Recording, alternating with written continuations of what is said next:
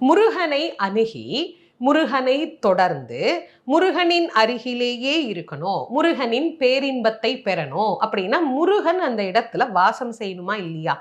வாசம் செய்யணும் தானே. இப்போ முருகன் மனத்துல வந்து வாசம் செய்யணும்னு அவன்கிட்ட போய் கேட்குறோம். இப்போ முருகன் நம்ம மனசை அப்படி எட்டி பார்க்குறாருன்னு வச்சுக்கோங்க.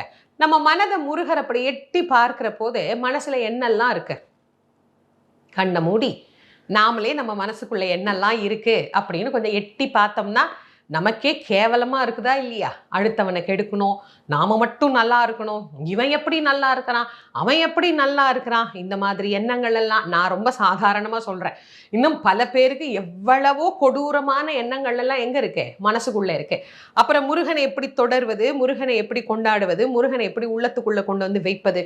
அப்ப அருணகிரிநாதர் என்ன சொல்றார்? முதல்ல இதை படி, உனக்குள்ள இருக்கக்கூடிய இந்த தேவையற்ற அழுக்குகள் எல்லாம் நீங்கிவிடும். அப்பதான் அவனுடைய பேர்